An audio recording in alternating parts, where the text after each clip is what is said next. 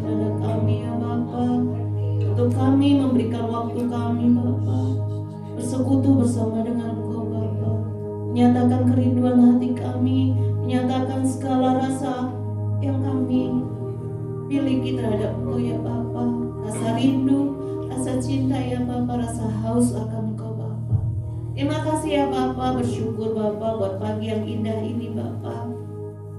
Engkau ada Tuhan, Engkau masih memberikan kami kesempatan untuk hidup. Bersyukur Bapa buat segala kebaikan-Mu yang kami nikmati sampai detik ini ya Bapa. Saat ini ya Bapa, kami mau memberikan hati kami, berikan waktu kami, apa yang ada pada kami ya Bapa, untuk kami memusatkan pikiran kami, fokus kami ya Bapa, hanya bersekutu dengan Engkau Bapa. Terima kasih ya Bapa, Engkau yang tolong ibadah kami hari ini ya Bapa, dari awal sampai akhirnya. Biarlah semuanya boleh menyenangkan hati Engkau, membuat Engkau puas Bapa. Terima kasih ya Bapa, Engkau yang mengurapi setiap kami yang ambil bagian dalam pelayanan ya Bapa. Engkau yang tolong kami untuk kami bisa memberikan yang terbaik bagi Engkau Bapa. Segala puji, hormat, syukur, kemuliaan hanya bagi Engkau. Di dalam nama Tuhan Yesus kami sudah berdoa. Amin.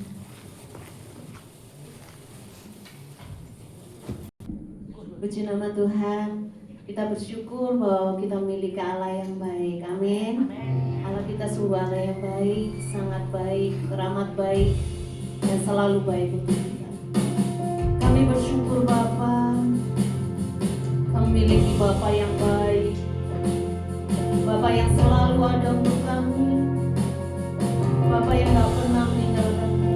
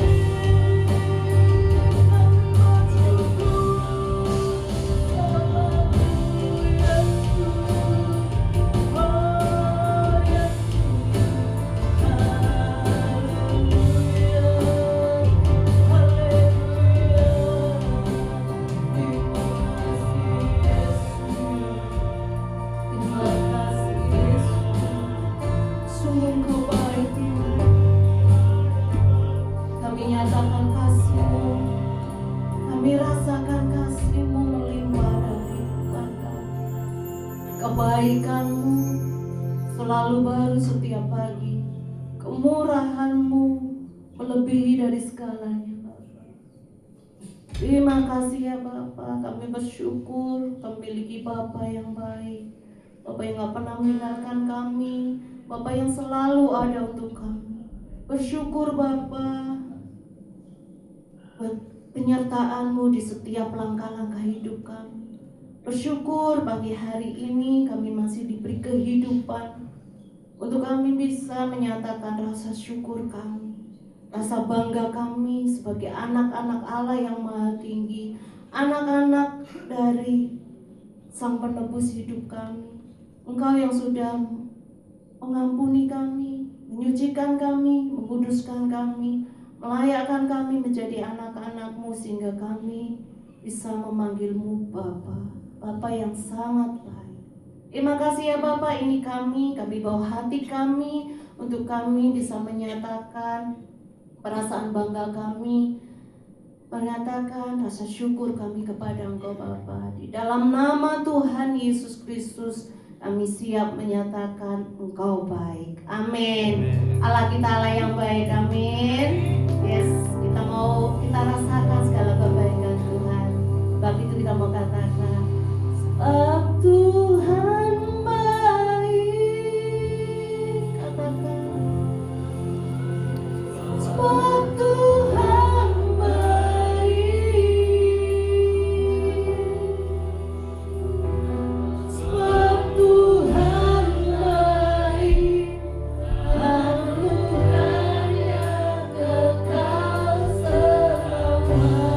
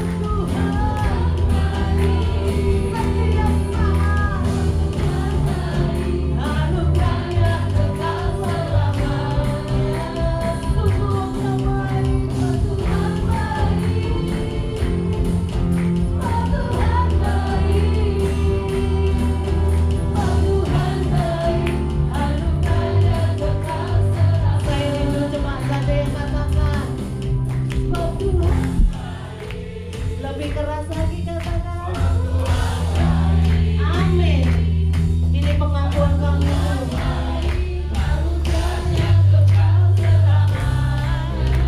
Lebih sungguh lagi katakan. Selama-lamanya. Sangat baik.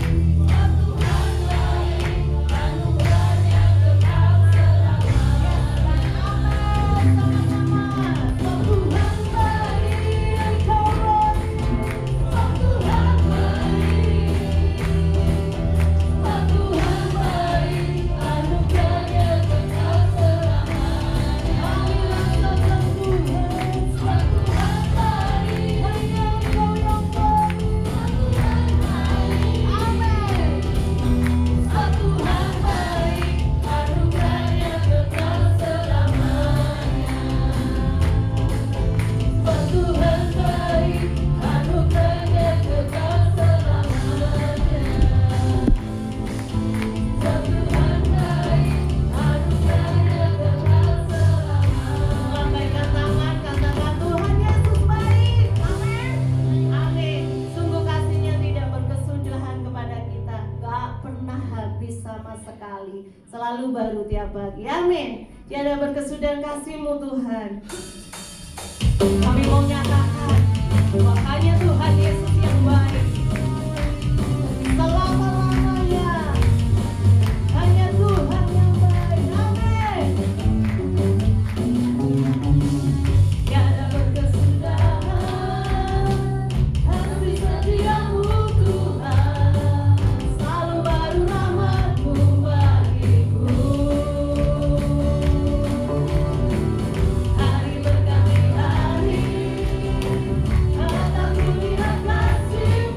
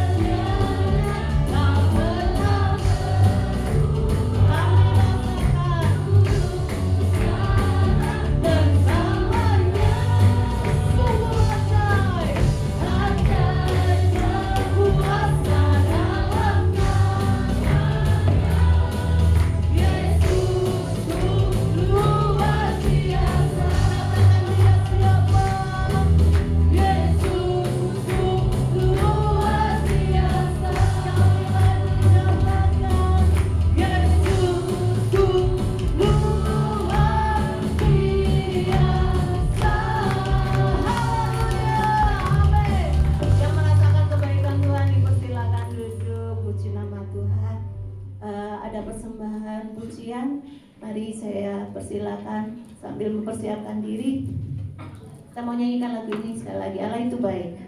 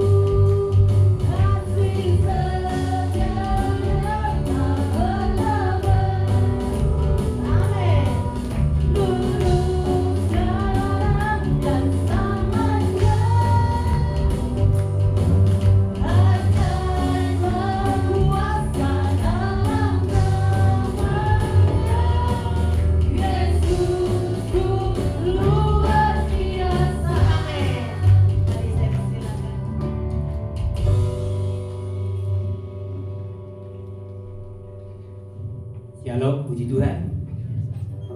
Pagi ini saya merasa bersuka cita karena dapat berkumpul bertemu dengan saudara seiman. Saat-saat seperti ini kita biasanya sulit untuk lebih mendekat kepada Tuhan. Tetapi justru saat-saat disinilah kita banyak bergumul pada Tuhan.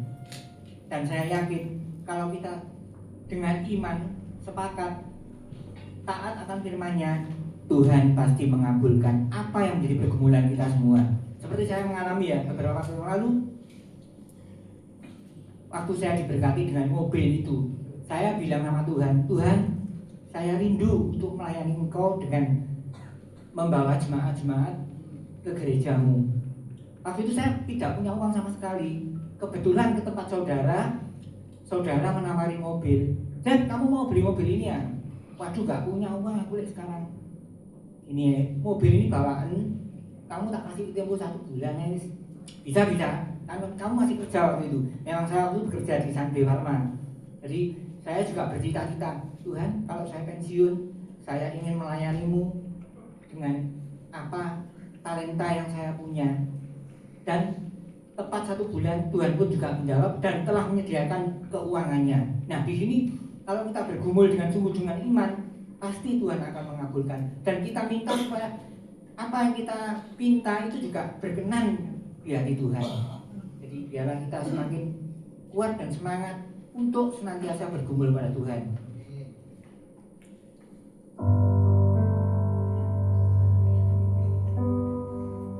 Apakah kau payah mencari-cari?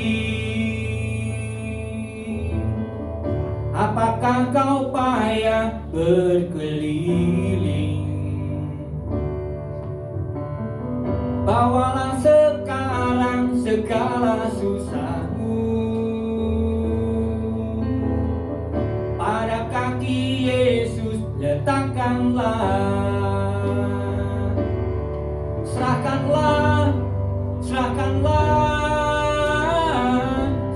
pada Yesus segala beban yang menindih hidupmu.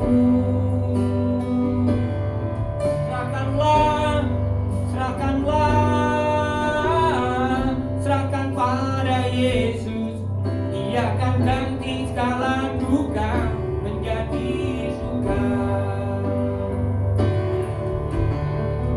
Apakah kau payah mencari-cari? Apakah kau payah berkeliling? Bawalah sekarang segala susahmu pada kaki Yesus letakkanlah.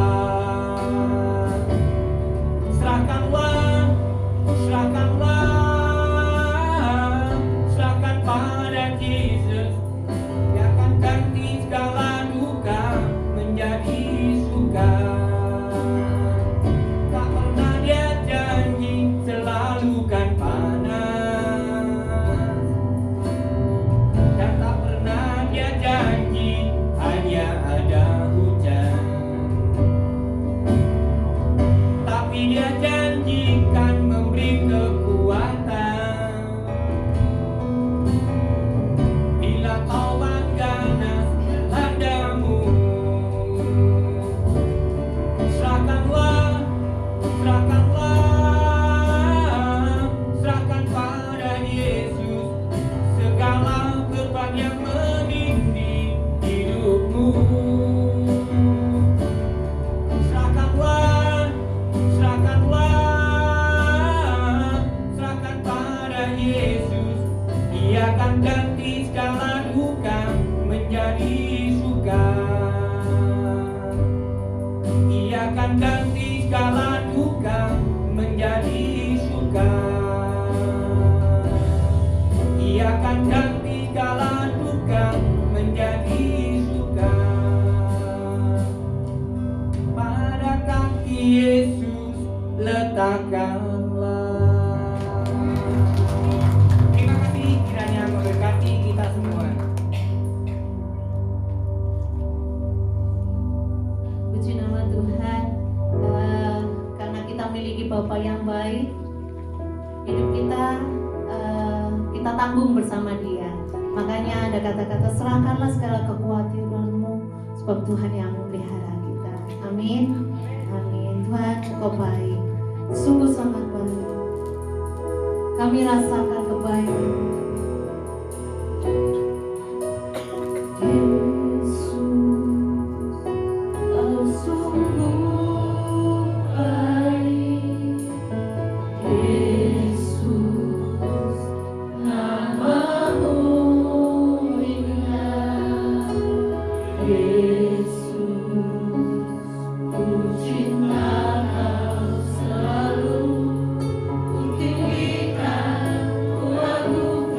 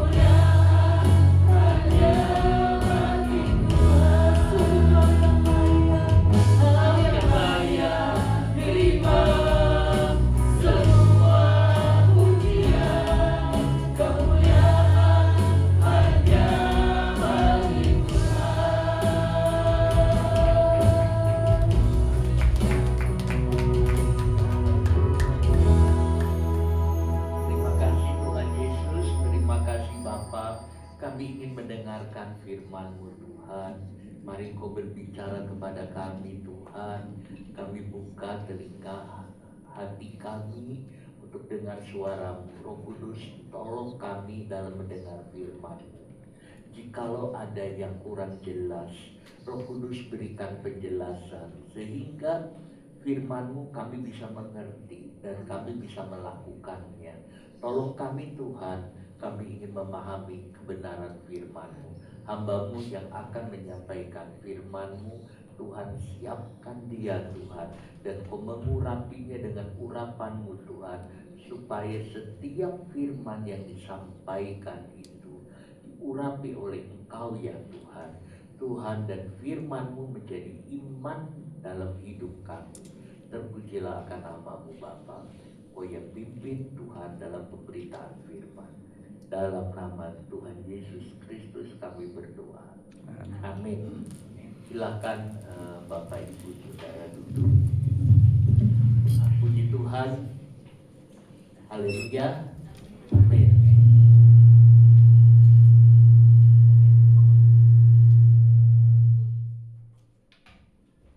Saudara, hari ini kita mendengar firman Tuhan. Nanti firman Tuhan dilayani oleh Epapras. Silakan.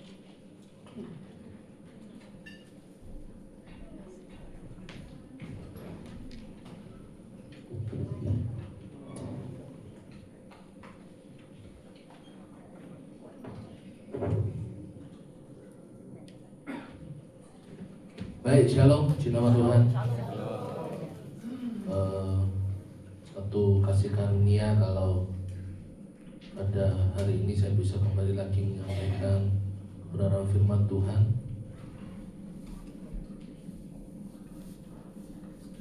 Kebenaran firman Tuhan pada pagi hari ini saya ingin kita melihatnya di dalam Galatia pasal yang keempat itu kan.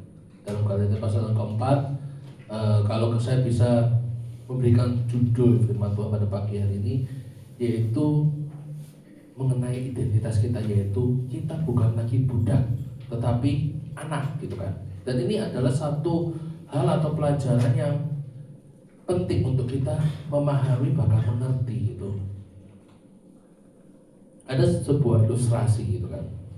Ada seorang gitu kan, dia adalah seorang yang dia adalah penjahat gitu kan. Dia melakukan tindakan kriminal.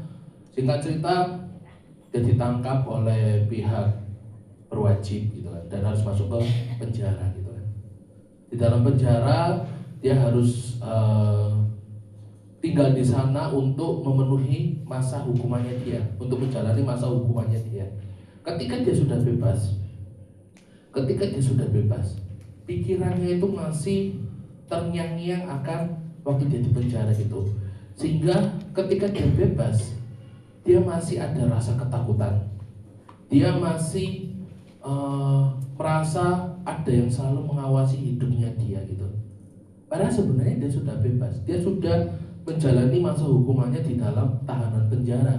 Tetapi ketika ia bebas, ia masih belum bisa merasakan 100% bebas. Dia masih diliputi oleh ketakutan demi ketakutan. Dari ilustrasi ini, kadang-kadang kita sebagai orang Kristen, kita mengalami hal yang sama. Kita sudah percaya kepada Yesus, dan kuasa kematian Yesus, kuasa darah Yesus itu sudah mengampuni semua dosa kita. Bahkan yang lebih lagi adalah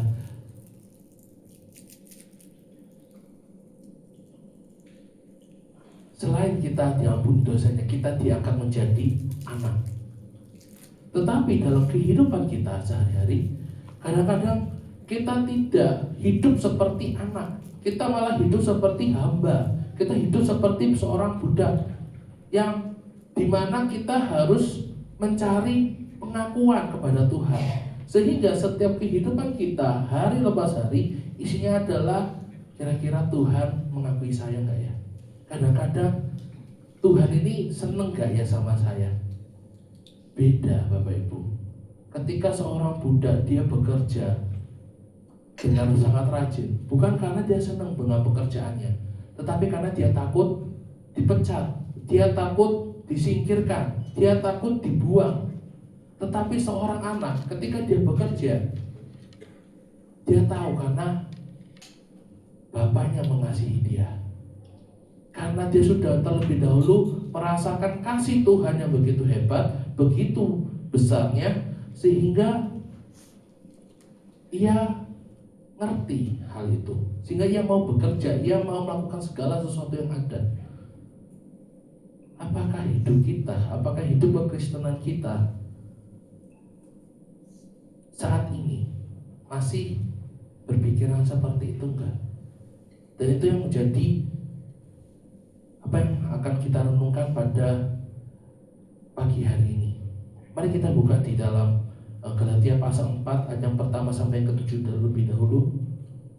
Galatia 4 ayat yang pertama sampai yang ke-7, demikianlah firman Tuhan. Yang dimaksud ialah selama seorang ahli waris belum akil balik, sedikit pun ia tidak berbeda dengan seorang hamba. Sungguh pun ia adalah tuan dari segala sesuatu, tetapi ia berada di bawah perwalian dan pengawasan sampai pada saat yang telah ditentukan oleh Bapaknya. Demikian pula kita, selama kita belum akil balik, kita takluk juga kepada roh-roh dunia. Tetapi setelah genap waktunya, maka Allah mengutus anaknya yang lahir dari seorang perempuan dan takluk kepada hukum Taurat. Ia diutus untuk menebus mereka yang takluk kepada hukum Taurat, supaya kita diterima menjadi anak. Dan karena kamu adalah anak, maka Allah telah menyuruh roh anaknya ke dalam hati kita yang berseru, Ya Aba, Ya Bapa. Jadi kamu bukan lagi hamba, melainkan anak. Jikalau kamu anak, maka kamu juga adalah ahli-ahli waris oleh Allah. Puji nama Tuhan. Kita akan melihatnya di bagian yang ini terlebih dahulu gitu kan, yaitu bagaimana Allah mengubahkan status kita. Di sini di dalam ayat yang pertama Paulus memulai dengan sebuah gambaran, yaitu tentang seorang ahli waris. Dikatakan di dalam ayat pertama yang dimaksud ialah selama seorang ahli waris belum akil balik, sedikit pun ia tidak berbeda dengan seorang hamba. Sungguh pun ia adalah tuan dari segala sesuatu. Bayangkan ada sebuah keluarga gitu kan, ada keluarga tersebut orang tuanya mungkin adalah seorang pebisnis yang sukses, seorang pengusaha yang sukses, atau seorang yang sangat diberkati oleh Tuhan sehingga hartanya berlimpah-limpah. Atau mungkin orang tua yang sudah bekerja keras, dia pasti memiliki warisan gitu kan, memiliki harta kekayaan dan sebagainya. Nah, anak itu secara hukum ia adalah ahli waris dari bapaknya. Selama bapaknya mewariskan hartanya atau apa yang dia punya kepada anaknya, secara hukum anak itu adalah ahli waris. Tetapi karena ia masih kecil, dikatakan belum akil balik, berarti usianya masih sangat muda, masih kecil gitu kan, belum dewasa. Tentu gak mungkin seorang anak kecil diserahkan harta orang tuanya begitu besar, gak mungkin. Yang ada adalah dia akan menghabiskannya tanpa mengelola apapun. Oleh karena itu ia diberikan seorang wali. Tujuannya wali itu apa? Untuk mengatur sampai batas waktu yang ditentukan. Secara hukum dia adalah ahli waris, tetapi secara kehidupan dia belum bisa menikmatinya. Kenapa? Karena ia belum dewasa. Ia belum masuk di saat waktu yang sudah ditentukan oleh bapaknya.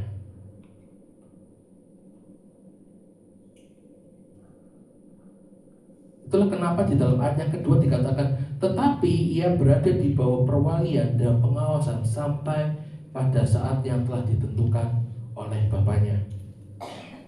Mari kita garis bawahi di dalam kata-kata itu, sampai pada saat yang telah ditentukan oleh bapaknya. Artinya bahwa waktu untuk menerima ahli waris itu tidak ditentukan oleh anak itu sendiri. Bahkan waktu untuk dia bisa menikmati, bahkan mendapatkan semua ahli warisnya itu tidak ditentukan oleh wali yang diberikan oleh bapaknya, yang ditentukan oleh papanya atau orang tuanya, tetapi ditentukan sendiri oleh bapaknya. Jadi di sini kita bisa melihat bahwa ada satu masa, ada satu waktu yang sudah ditetapkan. Ada satu masa pengawasan dan ada masa pula ketika hal itu akan digenapi. Lalu di dalam ayatnya ketika dikatakan demikian pula kita, selama kita belum akhir balik, kita takluk juga kepada roh-roh dunia. Hal yang menarik adalah di dalam kata roh-roh dunia. Ini adalah satu ungkapan yang banyak hal bisa diterjemahkan gitu kan. Bisa diterjemahkan juga artinya berada di bawah prinsip-prinsip dunia, bisa diartikan juga berada di bawah kuasa-kuasa yang mengatur gitu kan. Jadi intinya adalah bahwa manusia saat itu berada di bawah satu sistem dunia yang akhirnya memperbudak dia hari lepas hari. Tetapi di dalam ayat ini Paulus bukan mengatakan bahwa orang Yahudi ini salah, enggak. Tetapi dia coba memperlihatkan bahwa saat itu kita berbicara tentang jemaat Galatia. Jemaat Galatia saat itu sebelum mengenal Tuhan, dia menyembah kepada Allah-Allah yang lain. Dan Paulus mengatakan kamu sudah diperbudak oleh penyembahan berhala itu. Mereka hidup di bawah namanya kuasa-kuasa dari berhala tersebut. Mereka mencari, melakukan ibadat, melakukan ritual dan sebagainya, sehingga mereka merasa diperbudak. Demikian juga saat itu orang Yahudi berada di bawah pengawasan hukum Taurat. Hukum itu sebenarnya kudus, dan hukum itu berasal dari Allah, iya. Tetapi yang membedakan adalah hukum itu tidak diberikan untuk menjadi jalan pembenaran. Tetapi hukum itu, hukum yang Tuhan kasih yaitu untuk menunjukkan ini dosa, ini dosa, ini dosa, ini yang benar, ini yang benar, ini salah, itu salah. Sehingga hukum itu tidak dapat memberikan hidup. Hukum dapat menunjukkan bahwa manusia itu bersalah, tetapi hukum tidak dapat mengubah hati manusia. Hukum dapat menunjukkan bahwa ini kotor, ini bersih, tetapi hukum tidak bisa membersihkan kotoran itu. Sehingga manusia itu membutuhkan sesuatu yang jauh lebih besar daripada peraturan saja. Manusia membutuhkan namanya penebus. Oleh karena itu di dalam ayat yang keempat dikatakan, tetapi setelah genap waktunya, maka Allah mengutus anaknya yang lahir dari seorang perempuan dan takluk kepada hukum Taurat. Yang menarik adalah setelah genap waktunya, ini adalah kepenuhan waktu. Ini adalah kepenuhan waktu. Yang artinya bahwa Tuhan tidak sedang membuat rencana darurat. Tuhan sudah menetapkan waktu itu jauh sebelum mungkin manusia diciptakan. Allah sudah merancangkan segala sesuatunya itu jauh dari permulaan. Karena tahu manusia akan jatuh dalam dosa. Jadi ini adalah bukan sesuatu yang kayak tiba-tiba Adam dan Hawa Tuhan sudah ciptakan terus jatuh dalam dosa, akhirnya Tuhan buru-buru membuat perencanaan gitu kan. Oh ini aku harus gimana untuk menyelamatkan manusia dan sebagainya. Tidak. Tetapi ini adalah satu kabar baik, satu kabar gembira. Tuhan sudah merencanakan jauh sebelumnya. Sehingga apa? Bisa dikatakan apa? Bahwa ada janji yang diberikan. Dan ketika waktunya genap, Allah itu bertindak. Saudara dikasih Tuhan, Allah itu tidak pernah terlambat. Allah sama sekali tidak pernah terlambat. Kadang-kadang hidup kita saja yang tidak mau sabar menunggu. Kadang-kadang kita terburu-buru. Kadang-kadang kita mengatakan, Tuhan ini waktunya loh. Tapi di mata Tuhan belum tentu waktunya. Sehingga kita harus belajar namanya menunggu. Di dalam ayat yang berikutnya dikatakan Allah mengutus anaknya. Allah mengutus anaknya. Di dalam ayat yang keempat tadi dikatakan maka Allah mengutus anaknya. Di sini Paulus tidak mengatakan bahwa Allah menciptakan seorang anak, tetapi Allah mengutus anaknya. Artinya bahwa sang anak itu sudah ada, bahwa sang anak itu bersama-sama dengan Allah dari sejak semula. Dan artinya dia sudah memiliki hubungan yang erat dengan Bapa. Ini kalau kita berbicara lebih lanjut, ini adalah ketritunggalan Allah, yaitu Allah Bapa, Allah Anak, dan Allah Roh Kudus. Jadi di sini kita bisa melihat bahwa Yesus bukan sekedar manusia yang baik yang kemudian diangkat menjadi anak Allah, tetapi ia adalah anak Allah itu sendiri yang diutus untuk masuk ke dalam sejarah manusia, ke dalam kehidupan kita semua. Sehingga di sini kita bisa melihat bahwa keselamatan itu mulanya berasal dari inisiatif Allah. Manusia tidak pernah mencari Allah, tetapi Allah lah yang lebih dahulu mencari kita.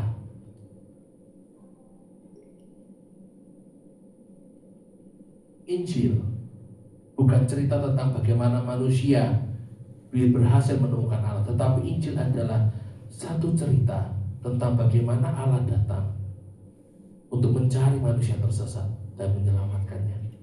Itu adalah satu kabar baik, kabar yang luar biasa. Dan dikatakan di berikutnya itu, anak itu lahir dari seorang perempuan,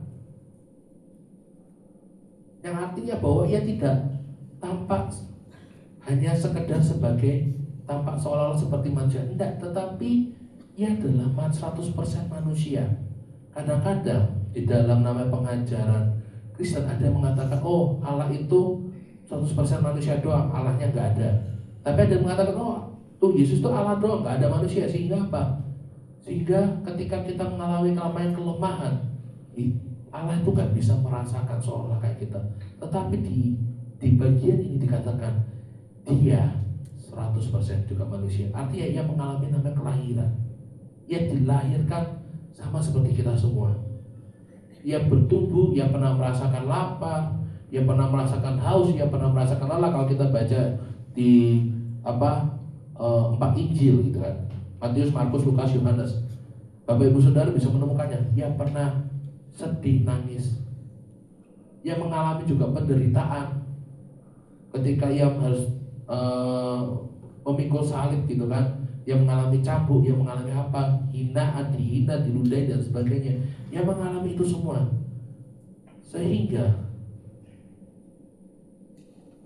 Allah yang kita sembah, yaitu Yesus Kristus Tuhan, yang sudah menebus dosa kita, Dia adalah Allah yang juga bisa merasakan segala kelemahan kita.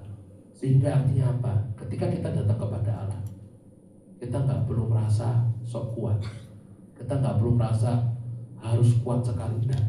Datanglah kepada Tuhan apa adanya. Tuhan, aku lemah, tolong aku. Tuhan, aku sakit, tolong aku. Tuhan, aku begini kondisiku, tolong aku.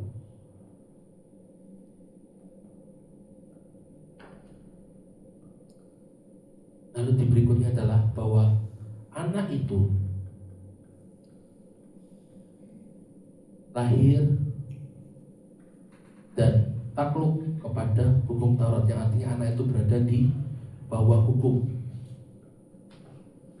Kristus saat itu lahir sebagai orang Yahudi yang hidup di bawah hukum Taurat, dan ia menaati hukum itu dengan sempurna. Mengapa ia harus menempatkan dirinya berada di bawah hukum itu? Supaya ketika ia menebus, supaya ia dapat menebus orang-orang yang berada di bawah hukum tersebut. Bahkan di dalam ayat yang kelima itu ada satu ayat yang menarik, yang menjadi satu pengharapan kita, yaitu ia diutus untuk menebus mereka yang takluk kepada hukum Taurat, supaya kita diterima menjadi anak. Supaya kita diterima menjadi anak. Kita melihat dulu kata menebus. Menebus itu artinya membebaskan dari sesuatu, dari kuasa apapun, membebaskan dari rantai. Ia datang ke dunia untuk membebaskan kita dari belenggu dosa, yang memutuskan rantai dosa itu. Bahkan ia juga menanggung hukuman yang harusnya kita tanggung, tetapi Yesus itu sendiri menanggungnya. Dan tidak hanya berhenti sampai saat itu saja. Tidak hanya Yesus datang ke dunia menebus kita semua untuk hanya cuma sekedar membebaskan hidup kita saja, tidak. Tetapi ada ayat yang menjadi satu perubahan yang Tuhan kasih, identitas baru yang Tuhan kasih, yaitu supaya kita diterima menjadi anak. Wow, luar biasa. Kita diangkat menjadi anak. Anaknya siapa? Anak-anak Allah. Keren itu Bapak Ibu Saudara. Luar biasa. Kita diadopsi menjadi anak Allah. Wow. Jadi penebusan gak hanya berhenti mengenai kita dibebaskan saja dari dosa, kita diampuni dari dosa, enggak. Tetapi kita juga mengalami pengadopsian untuk menjadi anak Allah. Ini sesuatu yang keren, sesuatu yang luar biasa. Seperti namanya seorang anak yang tinggal namanya di panti asuhan, dia mungkin sudah gak ada bapak, gak ada ibu gitu, sehingga dia harus tinggal di panti asuhan. Tiba-tiba ada seorang keluarga mengadopsi dia. Kamu aja jadi anakku. Tidak hanya itu, dia diberikan nama keluarga dari keluarga tersebut. Sehingga apa yang terjadi ketika kita diangkat menjadi anak, yaitu kita juga bisa menerima apa? Hak waris itu. Karena hanya anak saja yang bisa menerima warisan. Hanya anak saja yang bisa menerima warisan. Artinya apa yang Bapa sudah berikan kepada Yesus, ketika kita diadopsi menjadi keluarganya Allah, kita juga bisa menerima warisan itu. Bukan karena kita, karena semua kasih karunia Tuhan. Itu keren. Keren. Sehingga kita bisa menikmati semua fasilitas yang Tuhan sudah kasih. Bahkan yang luar biasa yaitu di dalam ayat yang ke-6 dikatakan, dan karena kamu adalah anak, maka Allah telah menyuruh roh anaknya ke dalam hati kita yang berseru, ya Aba, ya Bapa. Ini adalah satu konfirmasi yang Paulus benar-benar berikan bagi waktu itu untuk jemaat Galatia. Dan pada hari ini saya mengatakan kepada jemaat di tempat ini, kamu adalah anak. Kamu adalah anak. Sudah dibebaskan. You are the child of God. Kamu adalah anak. Ini adalah satu kata-kata yang powerful. Satu kata-kata yang powerful. Satu kata-kata yang kuat sekali. Dan karena kita anak, maka Allah mengutus roh anaknya ke dalam hidup kita. Kalau kita mau melihat kata-kata di ayat ini, Paulus tidak pernah mengatakan karena roh itu masuk maka kamu berusaha menjadi anak. Tidak, tetapi adalah kamu adalah anak, maka Allah mengutus roh kudusnya, roh anaknya itu ke dalam hidup kita. Sebagai apa? Sebagai satu tanda meterai bahwa kamu adalah anak. Status kita sebagai anak itu diperoleh melalui Kristus. Bahkan segala pengalaman yang akan kita alami bersama dengan Tuhan itu dikerjakan oleh Roh Kudusnya.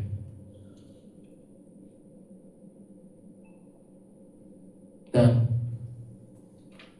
dikatakan bahwa Roh Kudus masuk ke dalam hati kita.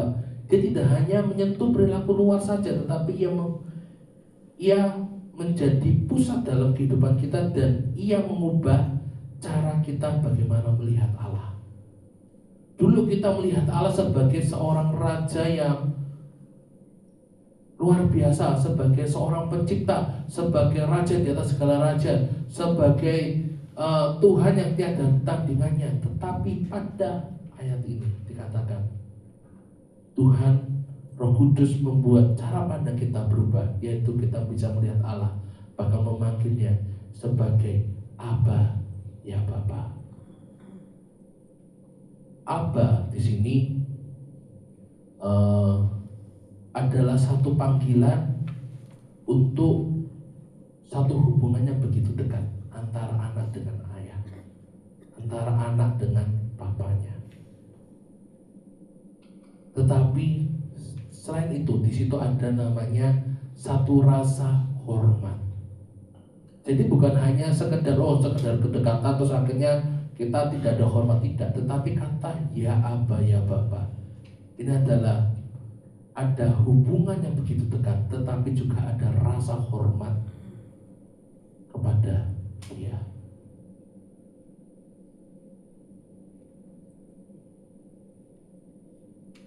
Dan ini menjadi satu hal yang menarik, yaitu apa? Kita bisa datang kepada Allah dengan kondisi kita apa adanya. Sebagai contoh, ketika saya mengalami kelemahan, saya datang kepada orang tua saya. Saya menghormati orang tua saya karena saya sebagai anak. Tetapi apakah berarti saya harus selalu terlihat kuat di depan orang tua saya? Enggak. Kadang-kadang ketika saya lemah, ketika saya jatuh, ketika saya mengalami apapun, saya datang kepada orang tua saya dengan apa? Kondisi saya apa adanya. Saya nggak pernah datang ke orang tua saya dengan pakaian yang sangat rapi, yang terus habis itu aku mencoba memikul semua tanggunganku sendiri. Enggak. Kadang-kadang saya ngomong ketika saya menghadapi namanya jalan buntu, saya ngomong, Pak tolong saya, aku nggak bisa. Ma tolong saya. Ketika ada hubungan antara bapak dengan anak, kita bisa datang kepada Tuhan mengatakan, Tuhan, ini aku hari ini mungkin tidak baik-baik saja, tolong aku. Seperti itu. Dan di ayat yang ke-7 dikatakan lagi, jadi kamu bukan lagi hamba, melainkan anak. Jikalau kamu anak, maka kamu juga adalah ahli-ahli waris oleh Allah. Dikatakan bukan lagi, artinya ada satu perubahan yang terjadi, yaitu perubahan apa? Perubahan akan status kita. Dulu kita adalah budak, sekarang anak. Dulu kita adalah orang luar, orang asing, sekarang kita adalah anggota keluarga. Dulu kita gak memiliki warisan, sekarang kita punya warisan. Dulu kita hidup dalam ketakutan, dalam satu kengerian yang luar biasa, tetapi sekarang kita bisa berseru kepada Allah kita. Kita bisa datang kepada Allah kita dan berkata, Abba, Bapa, Kaulah Bapakku. Inilah identitas kita sebagai orang yang percaya. Tetapi masalahnya adalah banyak orang percaya, dia sudah menjadi anak, tetapi masih memiliki pola pikir seperti seorang budak, seorang hamba, yang mengatakan apa? Aku harus bekerja supaya aku diterima. Aku harus melakukan peribadatan ini supaya aku diterima oleh Allah. Aku melakukan pelayanan, aku melakukan saat teduh supaya aku diterima oleh Allah. Tidak. Karena status kita diberikan oleh Allah sendiri, bukan oleh karena perbuatan kita. Ini menjadi poin yang harus kita renungkan, bahwa kita adalah anak, sehingga pola pikir kita harus dirubah. Aku melakukan saat teduh, aku melakukan pelayanan, aku bekerja, aku melakukan segala apapun karena aku sudah diterima. Beda. Yang pertama tadi dikatakan aku bekerja supaya aku diterima, tetapi yang kedua adalah aku bekerja karena aku sudah terlebih dahulu diterima. Beda. Antara kita ingin mendapatkan nama pengakuan dengan kita sudah diakui terlebih dahulu. Ini yang kadang-kadang seringkali orang Kristen, orang percaya kepada Tuhan belum memahaminya. Sehingga apa? Sehingga kehidupan kerohaniannya biasa-biasa saja. Biasa-biasa saja. Dan pagi hari ini saya ingin Bapak Ibu Saudara, untuk kita semua bahkan merenungkan mengapa kita berdoa, mengapa kita melayani, mengapa kita memberi, baik itu perpuluhan maupun persembahan, mengapa kita melakukan saat teduh, mengapa kita harus datang ke dalam pertemuan-pertemuan ibadat ini, baik berupa namanya komsel maupun ibadah minggu maupun ibadah Bible study, ibadah doa dan sebagainya. Apakah kita melakukan itu semua supaya Tuhan mengasihi kita, ataukah karena kita sudah merasakan terlebih dahulu kasih Tuhan sehingga kita mau melakukan itu semua? Di sini saya tidak mengatakan bahwa disiplin rohani itu tidak penting loh ya Bapak Ibu Saudara. Saya di sini tidak mengatakan disiplin rohani, ketaatan, kekudusan, pelayanan dan sebagainya itu tidak penting. Tidak. Disiplin rohani itu penting. Ketaatan itu penting. Kekudusan itu penting. Tetapi yang saya ingin tekankan adalah jangan sampai kita melakukan disiplin rohani, ketaatan, kekudusan itu supaya kita mendapatkan pengakuan dari Allah. Kalau kita melakukan itu semua untuk mendapatkan pengakuan dari Allah, berarti mindset kita, pola pikir kita, hidup kita masih seperti budak tadi, seperti seorang yang bukan lagi anak, tetapi anak yang ngerti, aku melakukan ini, aku melakukan disiplin rohani, aku melakukan pelayanan, aku melakukan hidup kudus, aku taat kepada Tuhan karena aku anak, karena aku terlebih dahulu sudah merasakan kasih Allah di dalam hidupku.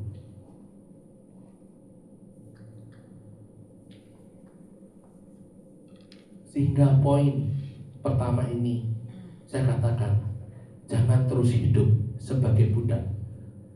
Ketika Allah sudah menjadikan kita anak, ubah pola pikir kita, ubah gaya hidup kita. Kita akan masuk ke bagian yang kedua. Bagian kedua yaitu di dalam ayat yang ke-8 sampai yang ke-11.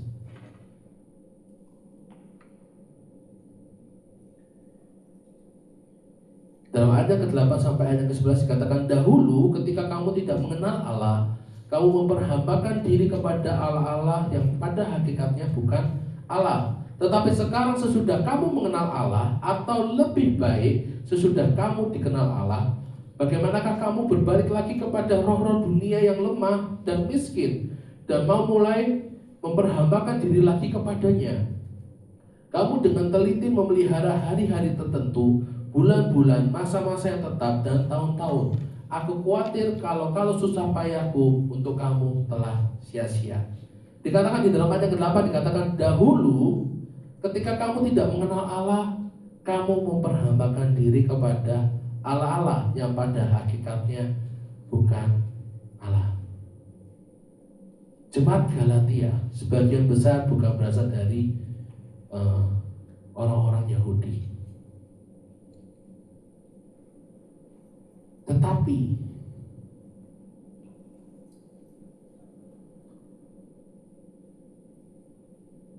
setelah dia percaya kepada Tuhan, di dalam ayat ke-9 dikatakan, tetapi sekarang sudah kamu mengenal Allah, atau lebih baik sudah kamu dikenal Allah, bagaimanakah kamu berbalik lagi kepada roh-roh dunia yang lemah dan miskin, dan mau mulai memperhambakan diri lagi kepadanya?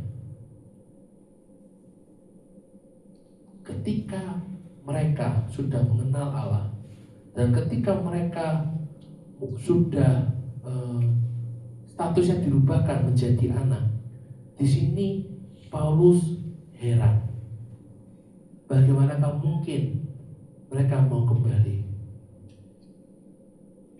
Dulu mereka ketika tidak percaya kepada Tuhan, mereka sudah diperbudak dengan penyembahan mereka yang lama. Tetapi sekarang setelah mereka sudah dibebaskan, ketika mereka percaya kepada Yesus Kristus, mereka sudah dibebaskan, bahkan diangkat statusnya sebagai anak. Bagaimanakah mungkin mereka mau diperbudak lagi dengan cara yang berbeda? Yaitu apa? Dengan sebuah legalisme ibadat. Memang mereka tidak menyembah patung, tetapi mereka mulai berpikir ke pola yang lama. Oh, aku akan diterima oleh Allah ketika aku melakukan hukum Taurat lagi. Oh, aku akan diterima oleh Allah ketika aku mentaati hari-hari raya lagi. Oh, aku akan diterima oleh Allah ketika aku melakukan yang lain. Disinilah Paulus heran. Kamu sudah dimerdekakan, bahkan kamu sudah diangkat oleh Allah. Bagaimanakah mungkin kamu mau diperbudak lagi? Dikatakan bahwa kamu akan diterima oleh Allah ketika kamu melakukan itu semua. Padahal sebenarnya status kita diberikan oleh Allah karena kasih karunia. Kita diangkat, kita diadopsi oleh Allah tanpa perlu itu semua. Tetapi Paulus heran. Mengapa kok mereka mau diperbudak lagi? Mereka mengatakan apa? Aku mungkin akan diterima oleh Allah. Aku mungkin akan mendapatkan penghargaan oleh Allah ketika aku melakukan A, B, C, D, E. Aplikasi di hidup kita apa? Apakah kita melakukan semuanya itu? Jangan-jangan kita tanpa kita sadari kita sudah mengalami namanya legalisme ibadah itu, yaitu dimana kita merasakan, oh aku akan diterima oleh Allah ketika aku rajin beribadah. Oh aku akan mungkin dihargai oleh Allah ketika aku melakukan apapun itu. Tidak saudara, tidak Bapak Ibu. Status kita diberikan oleh Allah langsung tanpa kita melakukan apa-apa. Tetapi ketika kita sudah sadar bahwa kita sudah menerima kasih karunia itu, kita baru mau melakukannya. Kita melakukan disiplin rohani, kita melakukan namanya ketaatan dan sebagainya. Disinilah Paulus merasa heran, kok bisa ya mereka? Bahkan dikatakan lagi apa? Bahwa di dalam ayat yang ke-8 itu dikatakan bahwa mereka itu apa? Lemah dan miskin. Lemah karena apa? Tidak mampu memberikan keselamatan. Miskin karena tidak mampu memberikan warisan. Dalam ayat yang ke-7 dikatakan mereka disebutkan sebagai ahli waris. Tetapi di ayat yang ke-9 mereka hendak kembali kepada sesuatu yang miskin itu. Dulu mereka mempunyai kekayaan kasih karunia, tetapi mereka mau berbalik kepada kemiskinan prestasi. Ukuran mereka diterima oleh Allah karena prestasinya. Sungguh ironi gitu kan. Dan di dalam ayat ke-10 dikatakan, kamu dengan teliti memelihara hari-hari tertentu, bulan-bulan, masa-masa yang tetap dan tahun-tahun. Dan yang menjadi problem di sini bukan masalah karena mereka mempunyai kalender ibadah atau mereka menghormati itu, tetapi masalahnya adalah karena mereka menjadikan pemeliharaan hari-hari ibadat yang ada atau musim-musim yang ada itu sebagai syarat penerimaan di hadapan Allah. Ini yang menjadi problem. Menjadi salah satu syarat kalau mau diterima oleh Allah. Ini yang menjadi problem. Berpuasa itu baik, berdoa itu baik, melayani itu baik, memberi itu baik, membaca Alkitab itu baik. Kita melakukan semua disiplin rohani itu baik.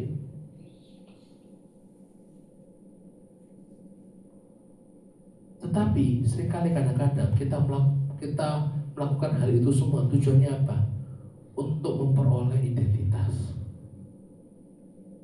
Ini yang menjadi bahaya. Kadang-kadang banyak umat Tuhan terjebak dalam namanya legalistik ini, legalisme ini. Seolah bahwa ketika aku tidak berdoa, ketika aku tidak melayani Tuhan, aku bukan anak Tuhan. Memang statement saya kadang-kadang bisa disalahartikan, tapi saya mengatakan apa?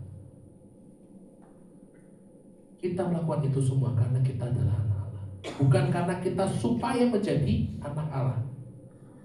Yang beda. Ini menjadi satu perenungan yang menurut saya cukup berat bagi hidup kita.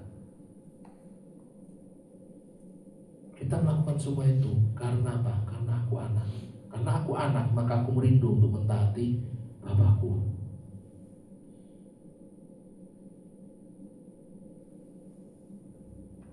Di dalam ayat yang ke-11 dikatakan, aku khawatir kalau susah payahku untuk kamu telah sia-sia.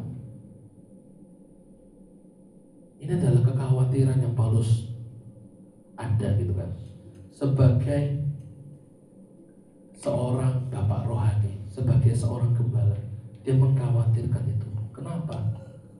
Karena apa yang sedang dilakukan oleh mereka ini adalah suatu hal yang sangat berbahaya. Dulu mereka berlimpah-limpah hidup di dalam kasih karunia Tuhan, tetapi sekarang mereka hendak meninggalkan kasih karunia itu demi mendapatkan status mereka. Dan ini adalah suatu hal yang berbahaya.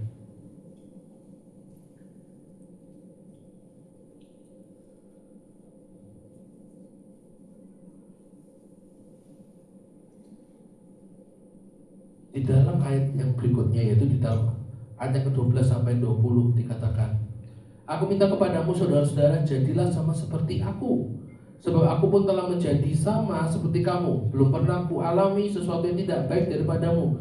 Kamu tahu bahwa aku pertama kali telah memberitakan Injil kepadamu oleh karena aku sakit pada tubuhku.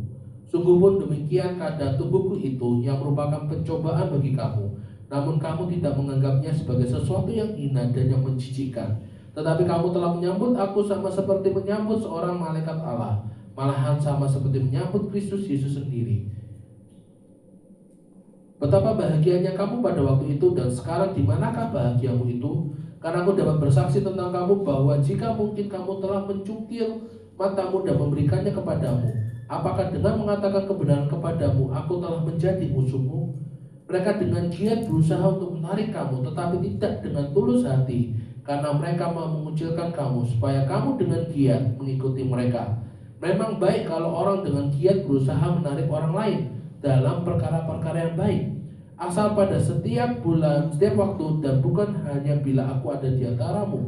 Hai anak-anakku, karena kamu aku menderita sakit bersalin lagi, sampai rupa Kristus menjadi nyata di dalam kamu. Betapa rinduku untuk berada di antara kamu pada saat ini dan dapat berbicara dengan suara yang lain, karena aku telah habis akal menghadapi kamu.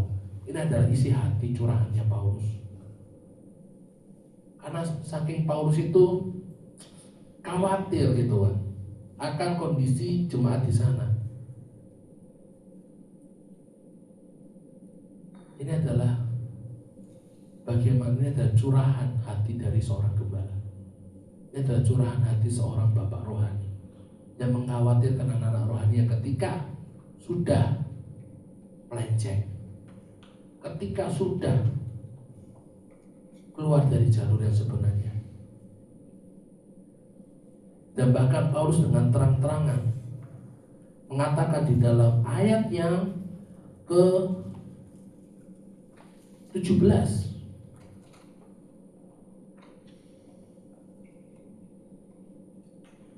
dikatakan mereka dengan giat berusaha untuk menarik kamu, tetapi tidak dengan tulus hati, karena mereka mau mengucilkan kamu supaya dengan giat mengikuti mereka. Ini adalah apa yang Paulus lihat dan kasih tahu ke jemaat. Hati-hati bahwa mereka itu, para pengajar-pengajar itu, mungkin tampaknya di luar mereka kelihatannya peduli, mereka sangat rajin namanya mendekati para jemaat yang ada, tetapi tujuannya bukan pertumbuhan jemaat, tetapi tujuannya adalah satu ketergantungan. Mereka ingin agar jemaat selalu bergantung pada mereka. Ini bukan pelayanan yang benar, karena pelayanan yang benar selalu membawa jemaat kepada pertumbuhan rohani sampai akhirnya sama seperti Kristus. Bukan bergantung kepada pemimpin. Pagi ini saya berkatakan, Dan saya percaya ini menjadi kerinduan bagi Bapak Gembala juga di tempat ini, yaitu supaya Bapak Ibu jemaat di tempat ini semakin hari semakin bertumbuh, mengalami pertumbuhan rohani sampai rupa Kristus nyata di dalam hidup Bapak Ibu. Bukan bergantung kepada kami, bukan bergantung kepada saya atau bergantung kepada Bapak Gembala. Kami sungguh rindu adanya kedewasaan rohani di dalam hidup Bapak Ibu Saudara. Itu adalah pemimpin yang baik, di mana pemimpin itu membawa hidupan jemaat semakin serupa kepada Kristus. Tetapi di dalam ayat ke-19 dikatakan, para pemimpin itu tidak mau. Mereka hanya mengingat apa? Supaya kamu selalu bergantung kepada saya. Ada namanya manipulasi di dalam sana. Dan ini menjadi berbahaya. Dan itulah kenapa Paulus memberikan nasihat kepada jemaat di Galatia. Hati-hati, hati-hati,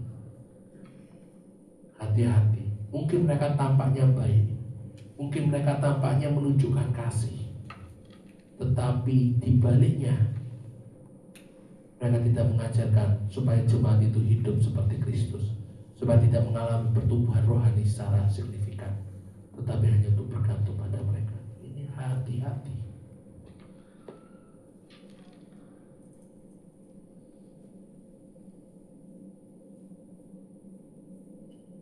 Hati-hati, hati-hati, hati-hati akan pengajaran itu. Saya undang untuk tim PAW untuk bisa maju ke depan. Sebenarnya ada bagian yang keempat gitu kan, di dalam ayat ke-21 sampai ke-31, karena sudah jamnya gitu kan.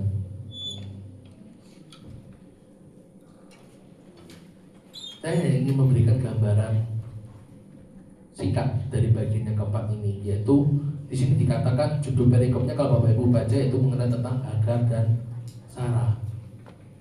Tetapi intinya Paulus hendak memberikan di dalam poin ini adalah bahwa Hagar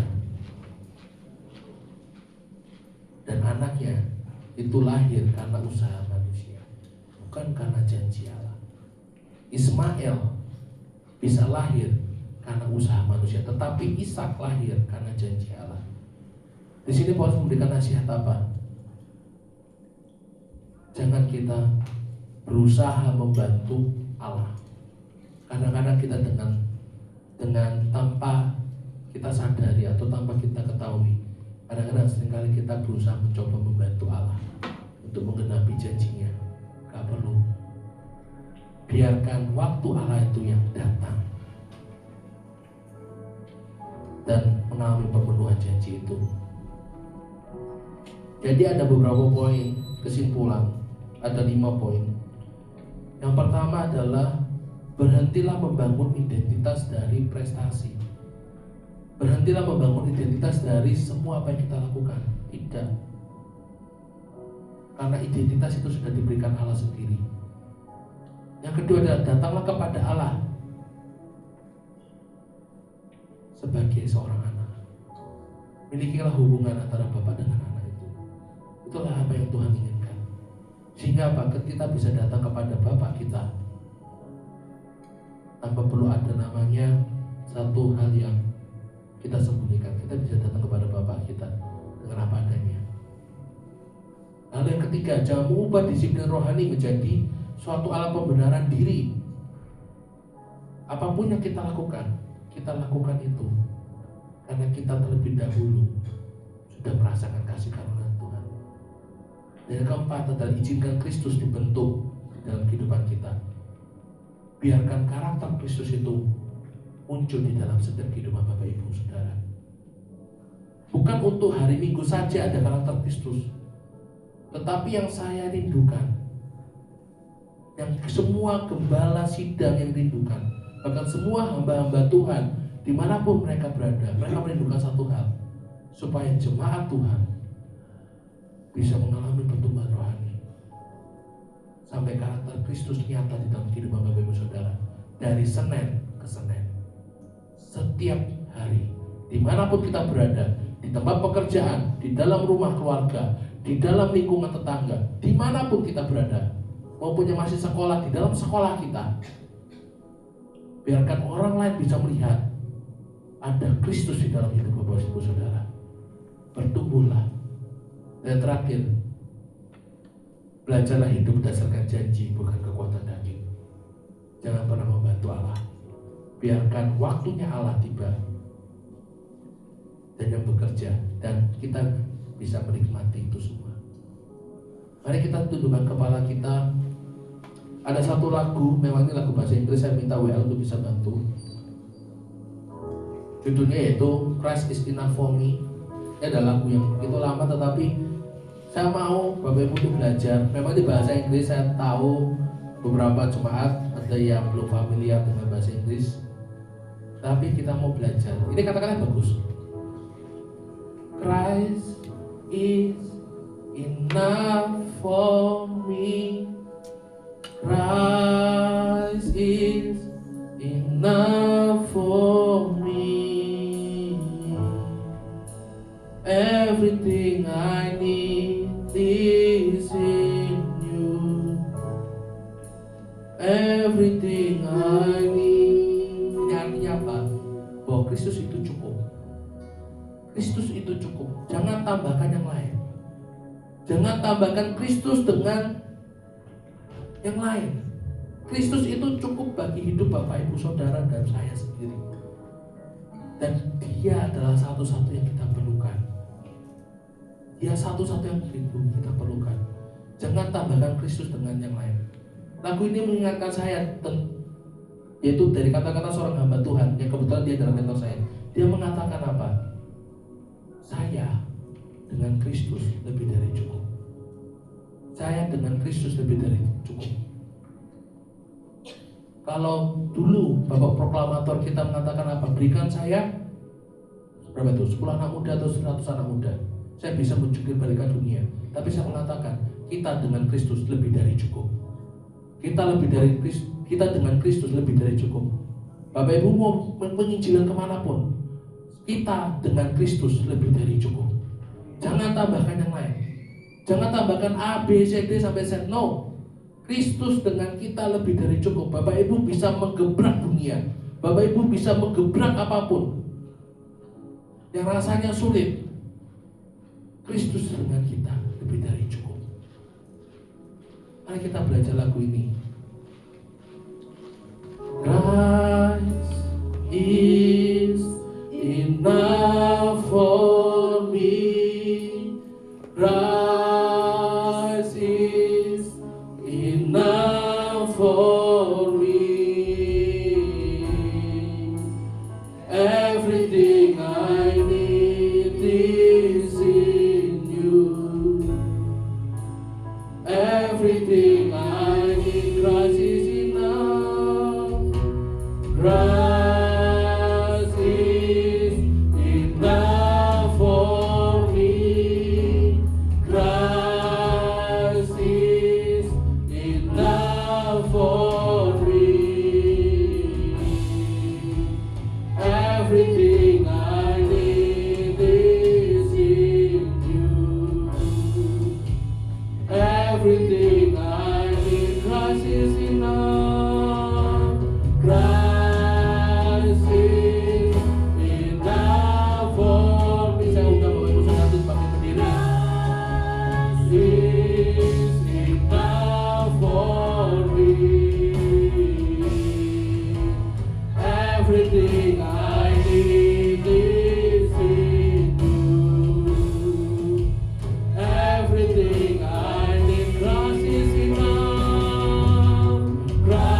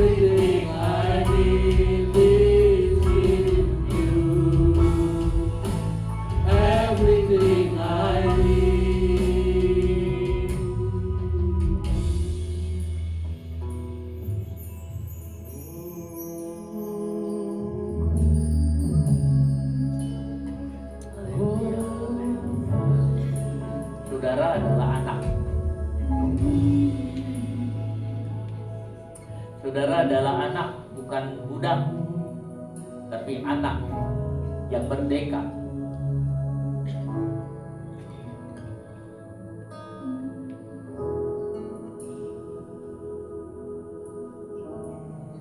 Haleluya, haleluya. Haleluya, haleluya. Haleluya, haleluya. Haleluya, haleluya. Saudara adalah anak.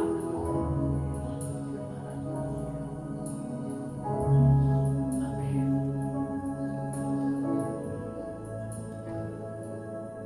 Allah telah memilih saudara sebelum dunia diciptakan menjadi anak. Nikmati hidup sebagai anak. Nikmati hidup sebagai anak. Nikmati hidup sebagai anak, saudara. Beda antara anak dengan seorang budak. Haleluya, haleluya, haleluya. Saudara, lepaskan rasa kekhawatiran dan ketakutan. Sebab seorang anak punya sandaran pada Bapa. Sebab seorang anak punya sandaran kepada Bapa. Sandarkan dirimu kepada Bapa. Kita marah. Oh, haleluya, haleluya. Haleluya, haleluya. Haleluya, haleluya. Kita dilanjutkan dengan nyanyian yang tadi, I follow beside it. Haleluya. Oh Jesus, no turning back, no turning back. I have decided to follow Jesus. No turning back, no turning back. I have decided to follow Jesus. No turning back, no turning back. I have decided to follow Jesus. No turning back, no turning back. I decided to follow Jesus. No turning back, no turning back. I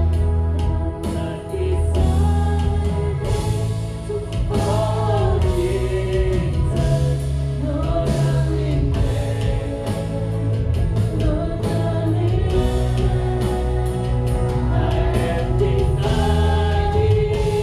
to follow Jesus.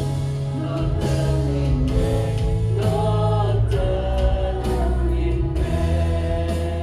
Makasih Tuhan, Kau sudah berfirman kepada kami hari ini. Tanamkan firman-Mu dalam hidup kami. Berkati hamba-Mu yang sudah menyampaikan firman. Dalam nama Tuhan Yesus kami berdoa. Amin. Silakan Bapak Ibu sudah duduk. Saudara, kita akan mendengarkan pengumuman. Mari Pak Andi bisa memberikan pengumuman gereja. Oh iya, sebelum saya serahkan ke Pak Andi, saudara, nanti yang biasa ikut doa pagi, saudara jangan pulang lebih dulu. Ada pertemuan, kita membicarakan tentang doa pagi. Mungkin kira-kira kita bicara 15 menit, jadi saudara masih bisa. Jadi ada pertemuan untuk yang biasa hadir di doa pagi. Ya, makasih. Ya, Pak Andi.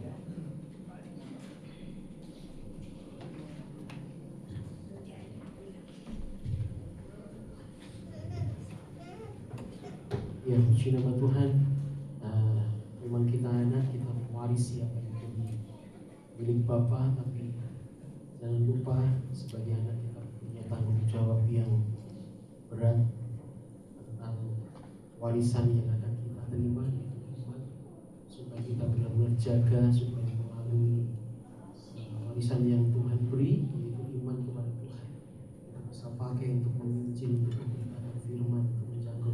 jiwa, supaya nama Tuhan dipermuliakan. Alpetnya hari ini atau bacaan Alkitabnya hari ini di Filipi pasal 2 dari Mazmur 4, 5 dan 6. Rabu kita ada doa di pendalaman Alkitab jam 6 sore, dan Kamis kita ada doa lagi jam 6 sore juga, dan Jumatnya kita ada doa puasa setengah 10 pagi. Sabtunya kita ada ibadah kemudian jam 6 sore, dan Minggunya kita ibadah setengah 8 pagi. Senin sampai Sabtu ada doa pagi mulai dari jam 5. Zoom meetingnya ada di ID-nya dan passcode-nya, barcode-nya Bapak Ibu bisa lihat. Alkitab jangan lupa terus dibaca supaya kita terus sama-sama bertumbuh di dalam pengenalan kita. Yang ada, kita bersama-sama berdoa untuk persembahan yang kita berikan buat Tuhan. Kami bersyukur buat kemurahan-Mu, sungguh lebih dari hidup kami rasakan. Terima kasih buat firman Tuhan pada pagi hari ini. Sungguh Tuhan mengajarkan kami bukan budak lagi Tuhan, tapi kami anak Tuhan yang Tuhan angkat, Tuhan dari budak untuk menjadi anak, sehingga kami boleh benar-benar Tuhan bersuka cita Tuhan di dalam Engkau, karena kami mewarisi apa yang menjadi milik-Mu Tuhan. Biarlah Tuhan beban yang ada di pundak kami sebagai ahli waris benar-benar kami mau bertanggung jawab Tuhan, untuk kami terus pelihara iman, supaya Tuhan lewat apa yang Tuhan sudah nyatakan Tuhan kepada kami sebagai anak bisa kami pakai untuk kami boleh memuliakan nama Tuhan, jadi kesaksian dari saluran berkat-Mu hidup mempermuliakan nama Tuhan. Berkati Tuhan, hamba-Mu sudah menyampaikan berkat firman Tuhan, berkati dalam pelayanannya, berkati dalam Tuhan studi rencana ke depan, juga dalam segala hal dikerjakan, terus pakai Tuhan untuk kemuliaan bagi nama Tuhan. Hari lepas hari semakin indah untuk kemuliaan bagi nama Tuhan. Berkati apa yang menjadi pergumulannya, apa yang menjadi kerinduannya, bahkan Tuhan, oh Tuhan, benar-benar semua dalam pimpinan-Mu Roh Kudus. Kami berdoa buat siap kami sudah melayani, pakai kami lebih lagi dengan kerendahan hati, tambahkan talenta di dalam pelayanan kami, supaya boleh lebih lagi menjadi berkat buat Tuhan jemaat-Mu di sini.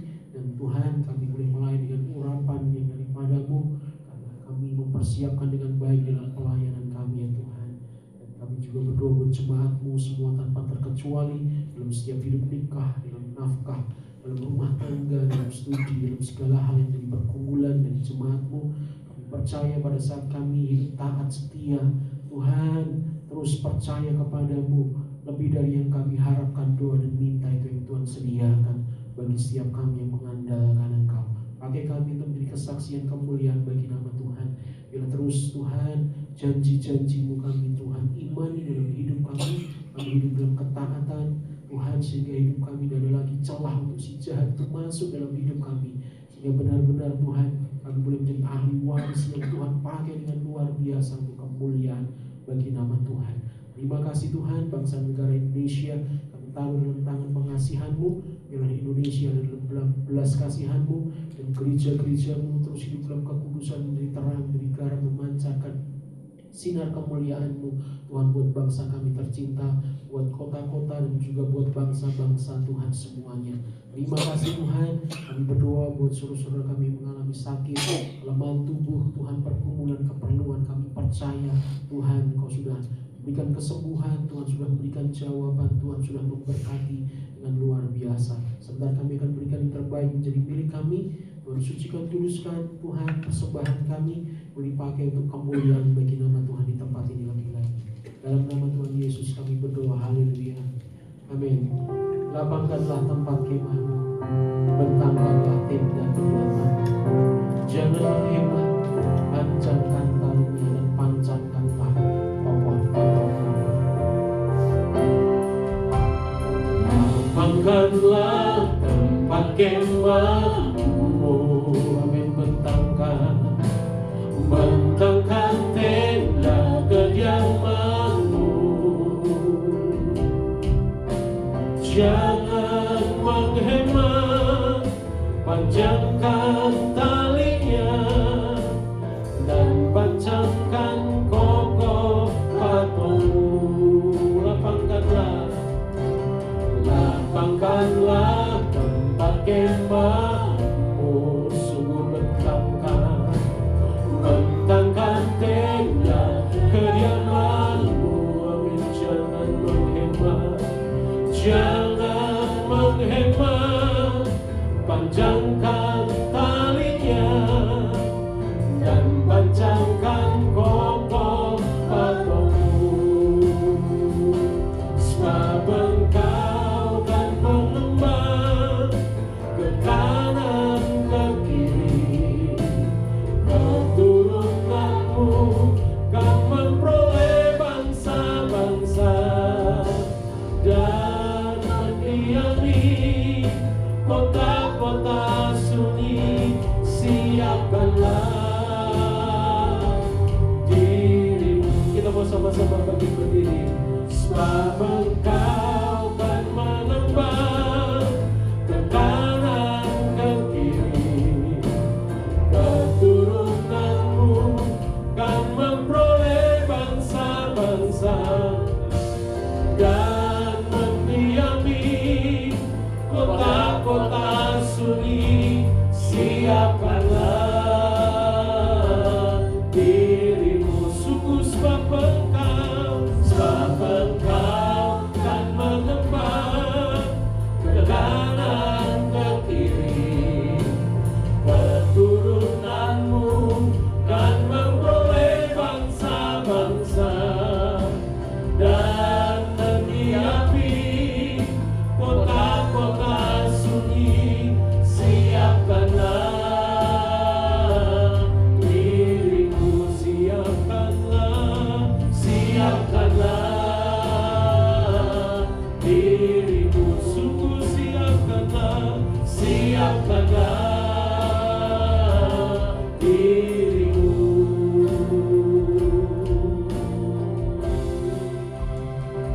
Kami bersyukur kepada Tuhan, kebaikan Tuhan dalam hidup kami. Terima kasih Tuhan untuk firman-Mu hari ini. Terima kasih untuk ibadah hari ini ya Bapa. Kami tahu Tuhan sudah bekerja dalam hidup kami. Sebagai anak yang sudah dibebaskan dari apapun, kami boleh Tuhan menikmati kebebasan yang Tuhan berikan. Kami tidak di bawah perwalian agama, tetapi kami telah diadopsi, telah menjadi satu anak. Terima kasih Tuhan Yesus. Kami adalah anak-Mu ya Bapa. Terpujilah nama-Mu. Tuhan, pasti Engkau akan memberkati, karena kami adalah anak. Pasti Engkau memelihara, pasti Engkau memimpin, pasti Engkau menuntun, sebab kami adalah anak. Tuhan, terima kasih banyak Bapak, terima kasih. Tuhan, kami tidak khawatir akan hidup kami, karena kami punya Bapa yang baik, Bapa yang berlimpah-limpah dengan kasih karunia dan berlimpah-limpah. Terima kasih Tuhan. Tuhan, sebentar kami mau pulang meninggalkan tempat ini, Kau memimpin kami Tuhan sampai di rumah dengan tidak satu kurang apapun. Juga ada sebagian yang akan pertemuan Tuhan yang biasanya ikut dalam doa pagi, Kau juga menolong. Terima kasih Roh Kudus, terima kasih Bapa. Tuhan berkati seluruh anak-anak-Mu dengan berkat Tuhan. Saudaraku yang dikasihi oleh Tuhan Yesus Kristus, silahkan saudara pulang dengan membawa berkat kasih karunia dari Tuhan Yesus Kristus, kasih dari Allah Bapa, dan persekutuan Roh Kudus boleh menyertai saudara sekalian mulai sekarang sampai selama-lamanya, dalam nama Tuhan Yesus Kristus. Amin. Menang besar di pihak kita.